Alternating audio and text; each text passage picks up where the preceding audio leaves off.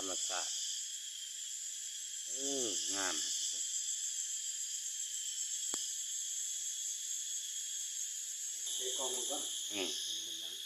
เก็บมึงดูโอ้ยถ่ายย้อนแสงพอดีมาพ่อพี่ชายเพิ่นของสั่งมาทางออนไลน์อุปกรณ์เสริมสำหรับรถมีอันนี้ปอกพวงมาลัยเนาะผักกะหรี่เนาะของออนไลน์สบายทุกมื้อมีโทรศัพท์จับอุปกรณ์จับโทรศัพท์มีวิธีใส่ของเขาในไหนเลยเนาะนี่ใส่นะนี่ใส่นี่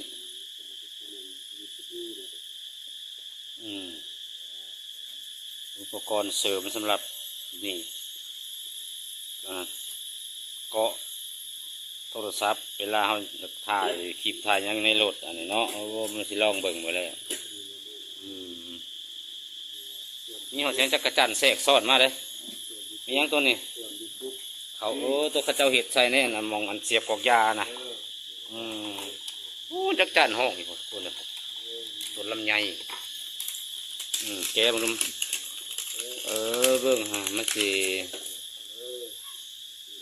เสียบ USB ห่วงต้องมี USB แบบเขาโหลดเพลงใส่ USB มาเสียบชนิดสาโทรศัพท์ก็ได้มันก็มีมันไม่ยั้งแต่ตัวนี้เบาะหุ่ม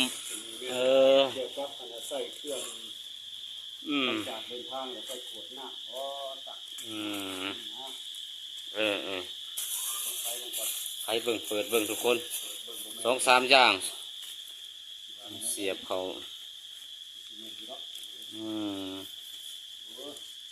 อะแดปเตอร์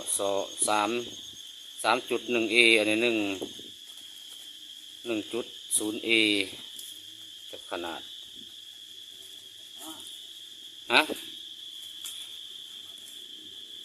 พอดีไปเอาอันนั้นบัตรเอา ATM ก็ได้เรียบร้อยมาเนี่ยโอเคเดี๋ยวครับไปนั่นเปิดได้ยังบ่เปิดไม่ได้ใช่บ่เอาแหละหลอกจังใดล่ะบ้านะหลอกจังได้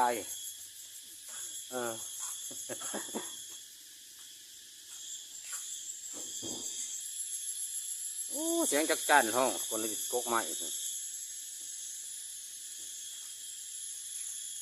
ดอกกันนะ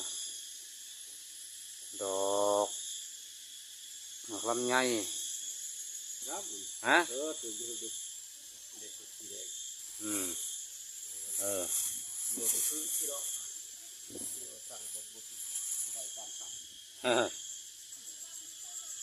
เนี่ยใส่อันน่ะปอกพวงมาลัยเอากระสีออกใส่เบี่ยงเนาะเอาข้างใดเอาสีแดงเอาสีแดงอยู่ระหว่างนี่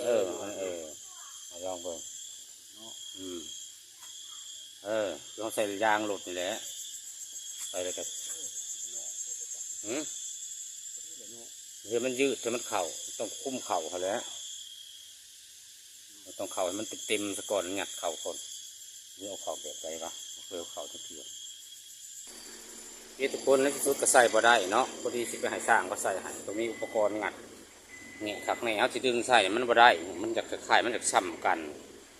ตรงนี้อุปกรณ์งัดขักแน่นะจะไปหายสร้างก็ใส่เอาบ่จากฝืนเนาะขันจะงัดพยายามมันมีรอยเดี๋ยวไปหายสร้างทางห้านคนใส่หายเขาเลยบริใส่ทุกคนหลังจากที่ไปใส่เองบ่ได้ก็ไปหายสร้างเขาใส่ให้เขาเจ้าเห็นอะไรให้ลืมเบิ่งน้ำเขาเจ้าเอาอย่างงัดเขามีอันเนี้ยนงัดเขาบอกลืมเบิ่งตอนใส่เพิ่นสร้างไปให้สร้างอันใส่ไห้เนาะ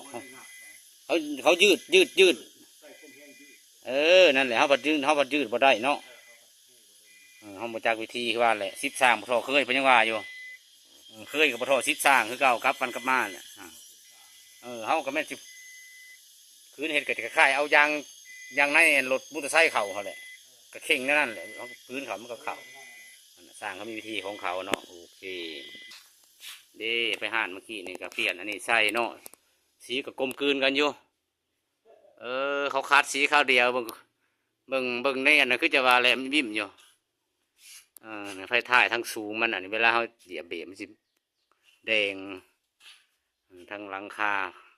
แคลิบอยข้างล่างก็จะเป็นไฟท้ายโอเคนี่ก็ USB สำหรับตัวพ่วงสาดแบตเนาะแต่ว่าตัวในเครื่องนี่ก็ได้อยู่ตัวนี้สาดอัน SD card ตัวห้องแมมเพลงเอายังมาลงประมาณนี้โอเค